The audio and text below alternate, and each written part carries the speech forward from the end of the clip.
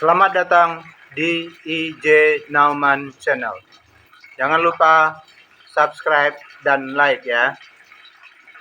Kali ini saya akan mereview sebuah buku yang berjudul Menggamit Dunia Pendidikan karya Zulkarnaini Diran. Terbitan Politeknik Caltech Riau tahun 2023. Ini bukunya ya. Pencinta buku yang saya hormati, Zulkarnaini Diran selain sebagai pegawai negeri sipil atau ASN, juga dikenal sebagai wartawan. Sebagai pegawai negeri sipil, karir terlamanya adalah sebagai guru selama 20 tahun. Dari tahun 1978 sampai tahun 1998. Kemudian dia promosi menjadi pengawas sekolah. Dari tahun 1998 sampai tahun 2003. Lalu terakhir dia bertugas sebagai Widya Iswara dari tahun 2004 sampai tahun 2012 sampai pensiun. Ketika jadi guru, Zulkarnaini Diran pernah meraih predikat sebagai guru teladan 1 tingkat nasional. Dia juga pernah menjadi instruktur pelatihan guru dan kepala sekolah. Serta dia juga berhasil meraih juara pada berbagai lomba penulisan. Zulkarnaini juga boleh disebut sebagai cendekiawan karena telah menulis banyak buku, 10 judul buku. Insting wartawan dan cendekiawan itu menjadikan Zulkarnaini sebagai guru yang kritis, kalaulah tidak dikatakan nakal ya, dalam tanda petik. Kekritisan atau kenakalan Zulkarnaini itu tercermin dari judul yang dia pilih untuk bukunya yang ke-11 ini, yaitu Menggamit Dunia Pendidikan. Menggamit bisa bersinonim dengan kata mencubit, yang bisa meninggalkan rasa senang, juga rasa sakit, tergantung persepsi yang kena cubit. Buku Menggamit Dunia Pendidikan ini merupakan kumpulan sejumlah artikel pendidikan yang ditulisnya sejak tahun 1980-an sampai tahun 2000-an. Terdapat 50 judul tulisan dalam buku ini dengan berbagai topik seperti tentang guru, tentang peserta didik, tentang tenaga kependidikan, proses pembelajaran, kurikulum, sampai ke masalah manajemen pendidikan. Kekritisan Zulkarnaini ini terlihat jelas pada beberapa subjudul yang dia gunakan, seperti subjudul Guru dalam Dilema, subjudul 3, Guru di antara ranah teoretis dan praktis, subjudul 4, ada subjudul Sudahkah kita bersungguh-sungguh mengurus pendidikan, subjudul 14, juga ada subjudul Fenomena Institusi Pengawas Sekolah, subjudul 24, dan masih banyak lagi. Secara khusus, Zulkarnaini juga menggamit masalah otonomi atau desentralisasi pendidikan.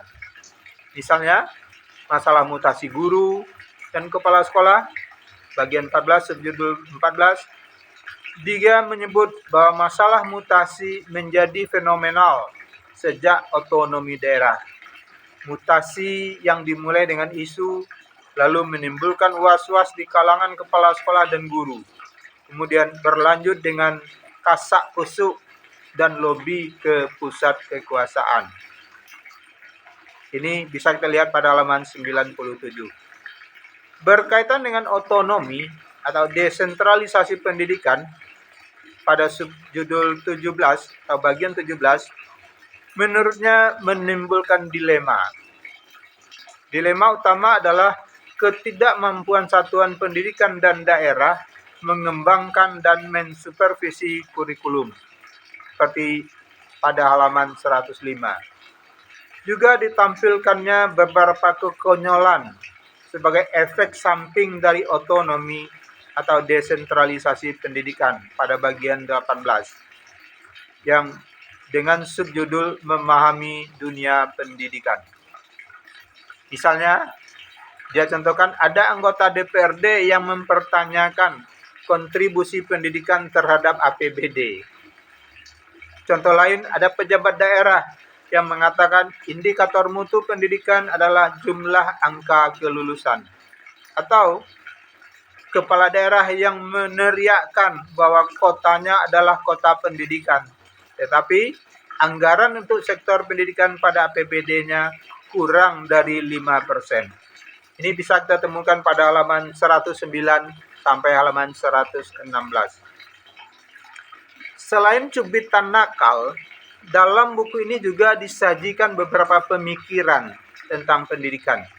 Misalnya tentang sastra membentuk karakter, bagian 1, halaman 1 sampai 7. Mensiasati budaya lokal, bagian 15, halaman 91 sampai halaman 102. Dan beberapa subjudul pada bagian akhir. Misalnya bagian 41, supervisi intensif, alternatif peningkatan mutu.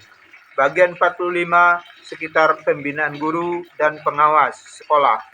Bagian 50, komunikasi guru dan murid.